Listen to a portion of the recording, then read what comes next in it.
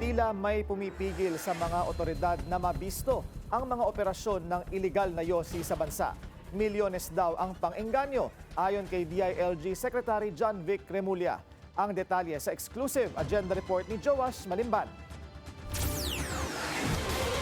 Aabot sa 250 million pesos ang umano'y suhol na inalok kay DILG Secretary John Vic Remulla kaugnay ng mga operasyon sa iligal na sigarilyo. Ang kapalitan niya ang paghinto ng pamahalaan sa pagsawatan ng mga bentahan at smuggling ng illegal cigarettes. Ang alok nila half and half. Hindi ganito yan eh. May natitira pa silang inventory. Kung ang value daw 500 million, 250 sa amin, 250 sa kanila. Matatandaan kasing sunod-sunod ang operasyon ng PNP, BOC, BIR at iba pang ahensya ng pamahalaan sa ilang illegal cigarette factories and warehouses sa nakalipas na buwan. Ilang operation hubs ang nabisto ng mga otoridad sa ilang lugar sa Central Luzon, lalo na sa Mexico, Pampanga. Sa isang operasyon noong Enero, timbog ang 6 na Chinese national na natukoy raw bilang operator ng mga smuggled din na cigarette manufacturing machines. Rescue din ang nasa mahigit 60 Pilipino na biktima umano ng human trafficking matapos sapilitang pagtrabahuin umano sa naturang factory. Ang mga nagtatrabaho, in-import nila galing sa isang probinsya, mga nagtatrabaho sa agriculture.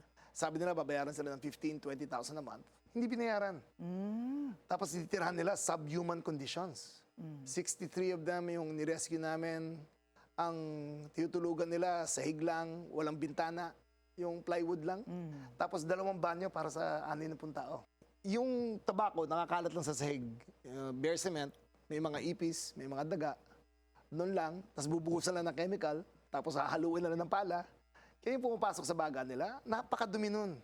Ayon kay Remulla, patuloy ang kanilang case build-up lalo na't 2 kongresista umano mula sa Central Luzon ang hinihinala nilang ulo ng mga iligal na operasyon. 30 billion pesos daw kasi ang nawawala sa pamahalaan taon-taon na diretso sana sa pondo ng Department of Health. It's enough that you've crippled their operations.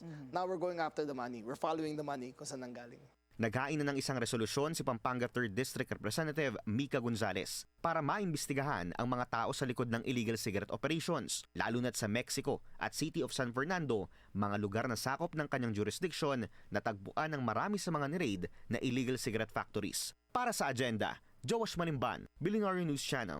Manatiling nakatutok sa Billionaire News Channel. Sumubaybay sa aming social media accounts at mag-subscribe sa aming YouTube channel para sa mga eksklusibong balita at storya.